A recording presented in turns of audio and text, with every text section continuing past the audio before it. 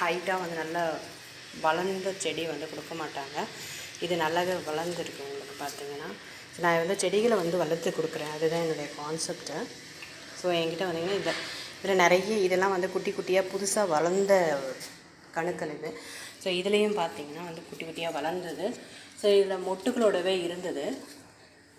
So இதில் வந்து பூ, இந்த செடி வந்து ஃபுல்லாக பூக்களோடு இருந்தது. இது குட்டி செடியாக தான் நான் வாங்கிட்டு வந்தேன். ஸோ இப்போ இந்த செடி நல்லாவே வளர்ந்துருச்சு.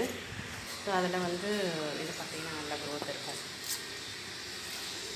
ஸோ இதுதான் நிறைய கலெக்ஷன்ஸ் என்கிட்ட இருக்குது.